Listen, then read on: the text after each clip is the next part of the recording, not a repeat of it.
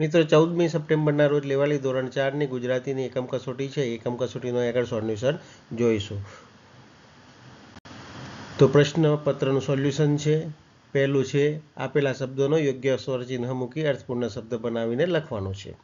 તો પહેલું છે મગધનસ, તો એનો શબ્દ બનાવવાનો છે, સ્વરચિહ્ન ઉમેરવાના છે. મેઘ ધનુષ, એવી રીતે આનું કલર છે, કલરનું કલર પણ રહે, કુલર પણ થાય, કુલેર પણ થાય. કુલર એટલે પેલું ઠંડુ પાણીનું આવે એ, અને કુલેર એટલે ખાવાની. રક્ષાબંધન, રક્ષાબંધન એટલે રક્ષાબંધન થાય. રખડ તો રખડું, રાખડી, જે લખવું એ લખી શકાય છે. પર્યાવરણ એટલે પર્યાવરણ, આવી રીતે બને છે. પ્રશ્ન નંબર 2 ને આપણે હવે જોઈશું. પ્રશ્ન 2 નંબર શું કહે છે? તો પ્રશ્નના ઉત્તર આપવાના છે, જે આપણા એકમના આધારે છે. વર્ણનાત્મક વસ્તુઓ જે આપણે જોઈ હોય એકમમાં ગદ્ય પદ્યની અંદર, એના પાઠ છે, પાઠ કવિતાના. સવાલના જવાબ છે. તમારા મિત્રનું ઘર કેવું છે? મારા મિત્રનું ઘર પાકું છે, પરંતુ તેના ઘરના છાપરા ઉપર પતરા છે અને દિવાલો પાકી છે. આ સિવાય પણ તમે તમારી રીતે જવાબ લખી શકો છો. મારા ઘરના મિત્રને આવું છે, પાકું છે, ધાબાવાળું છે, જે લખવું એ લખી શકે. નળિયાવાળું છે. તમે કુલ્ફી ખાધી છે? ક્યારે? હા, મેં કુલ્ફી ખાધી છે, ઉનાળા વેકેશનમાં ખાધી હતી. તમે તમારા ઘરમાં કેવી રીતે મદદરૂપ થાઓ છો? મારા ઘરમાં હું દાદા દાદીને પાણી પીવા માટે આપું છું, મમ્મીને શાકભાજી સાફ કરવામાં મદદ કરું, મમ્મી કામ કરે ત્યારે કોઈ વસ્તુ માગે તો આપવા માટે જાઉં છું. દાદા દાદીને જમવાનું અને ચા પણ આપવામાં મદદરૂપ બનું છું. આગળ જો, છીપલામાંથી હાર, બુટ્ટી અને બીજું શું બને? તો છીપલામાંથી ઘરની સુશોભનની વસ્તુઓ બને છે, જેમ કે અરીસાની કિનારી, તોરણ, વોલપીસ, ફ્લાવર પોટ, ઉપર સુશોભિત કરવા માટે આભૂષણો અને ચણિયાચોળી શણગારવામાં પણ ઉપયોગી થાય છે. નકામી લાગતી વસ્તુઓમાંથી શું બને છે? તો નકામી લાગતી વસ્તુઓમાંથી, વેસ્ટમાંથી બેસ્ટ કહીએ છીએ આપણે, એટલે કે નકામી વસ્તુઓમાંથી પેન બોક્સ, સુંદર વોલપીસ, પક્ષીના માળા, ફૂલદાની, કચરાપેટી, ફૂલ, તોરણ, મુખવાસની બોટલનું સુશોભન અને આકર્ષક સ્ટેન્ડ જેવી ઘણી બધી વસ્તુઓ બનાવી શકાય છે. આ સિવાય પણ ઘણી બધી વસ્તુઓ હોઈ શકે છે. પ્રશ્ન નંબર 3 ને આપણે જોઈશું. પ્રશ્ન નંબર 3 શું કહે છે? તો સંવાદ આપેલો છે, સંવાદને પૂરો કરવાનો છે. સુરેશ, અમે ક્રિકેટ મેચનું આયોજન કરી રહ્યા છીએ. પ્રિતેશ કે વાહ, ક્યારે કરવાના છો? એની જગ્યાએ તમે બીજું પણ કહી શકો, વાહ ક્યારે કરવાનું, કારણ કે અહીં કૌંસ આપેલો નથી. કૌંસ નથી આપ્યો એટલે થોડોક શબ્દો આગો પાછો હોઈ શકે છે, વાંધો ન આવે. સુરેશ કે રજાના દિવસે? પ્રિતેશ કે મારું બેટ અને બોલ હું લેતો આવીશ. સુરેશ કે તો હું સ્ટમ્પ લેતો આવીશ.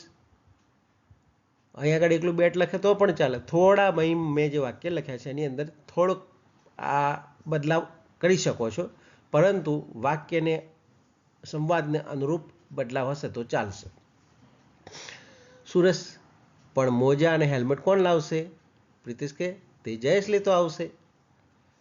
સુરેશ, અહીં સુરેશની જગ્યાએ સરેશ લખાઈ ગયેલું છે એટલે થોડી ભૂલ છે, તો સુધારી લેવા.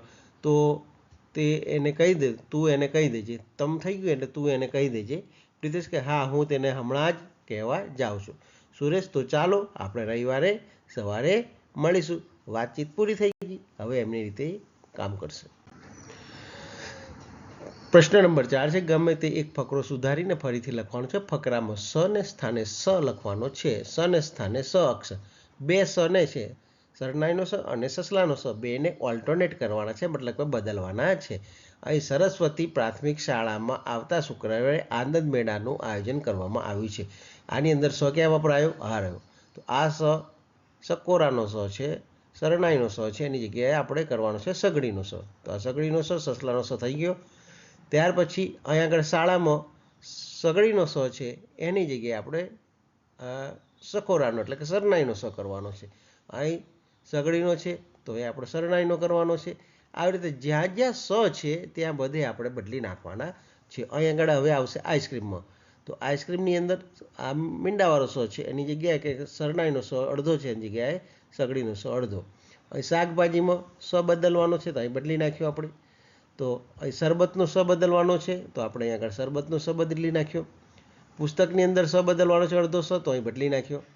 આવી રીતે બધી જગ્યાએ સ જેટલા આવતા હોય આ ઉપરનામાં એ બે સને બદલવાના છે. આ સની સ્થાને આ સ લખવાનો, આની સ્થાને આ અને આની સ્થાને આ, એટલે બે જ બદલવાના છે. કોઈ મોટું અને અઘરું કામ છે ને. અડધો આવે તો એ બદલવાનો છે અને આખો મૂળાક્ષર આવે તો પણ બદલવાનો છે. આ જ રીતે કરી અને આ શાંતિથી સારા અક્ષરે લખી દો એટલે તમારે પૂરા માર્ક્સ મળી જાય. આવજો પાંચમો પ્રશ્ન છે. હવે પાંચમો પ્રશ્ન એવો છે કે ગમે તે એક વિશે 4-5 વાક્યોનું વર્ણન કરવાનું છે. તો મેં લખ્યું છે મનગમતું સ્થળ. મનગમતું સ્થળ દરેકનું અલગ અલગ હોઈ શકે. અહીં એક મેં નમૂનારૂપ મારી રીતે મૂક્યું છે. અમારે પાવાગઢની નજીકનું છે અને લોકોને જોવા માટે જતા હોય વારે ઘડીએ, એટલે એમને ગમતું સ્થળ હોય એટલે અમારા બાળકોને અનુરૂપ મેં લખ્યું છે. મારું મનગમતું સ્થળ પાવાગઢ છે. પાવાગઢનું મને મહાકાળી માતાનું મંદિર અને કુદરતી દૃશ્ય બહુ જ ગમે છે. પાવાગઢ પાસે એક તળાવ છે. તેની પાળ પાસે બેસવાનો લાવો કંઈક જુદો જ અનુભવાય છે. પાવાગઢના ડુંગર ઉપર ચઢાણ કરતાં કરતાં કાકડી ખાવાની અને શરબત પીવાની મજા આવે છે. પાવાગઢ રોપવે જોવાની મજા આવે છે અને રોપવેમાં બેસવાનું પણ એટલું જ આનંદિત લાગે છે. ડુંગર ઉપર ચડતા ચડતા પુરાતન જૈન મંદિરો રસ્તામાં જોવામાં પણ કોઈક મોકો ચૂકતું નથી. પાવાગઢ તળેટીમાં પણ કેટલાક જોવાલાયક સ્થળો છે. આપણે 5 લીટીનું 5 વાક્યની અપેક્ષા રાખી શકીએ છીએ. એનાથી વિશેષ લખ્યા હોય તો વાંધો નથી આવતો. પોતાની આસપાસનું કોઈ પણ સ્થળ બાળકો લખી શકે છે, વાંધો અને આ મેં લખ્યું છે એની અંદર પણ વાક્ય રચના થોડી આગી પાછી હોઈ શકે છે. આવજો મિત્રો. આવા જ બીજા મારા વિડીયો જોવા હોય અને પરીક્ષાની તૈયારી કરવામાં કામ લાગે એટલા માટે સોલ્યુશનના વિડીયો જોવા માટે મારી ચેનલને લાઇક સબસ્ક્રાઇબ જરૂર કરજો અને તમારા બીજા મિત્રોને શેર કરજો, જેથી કરી અને તેમને પણ અભ્યાસની અંદર મદદરૂપ બની શકાય.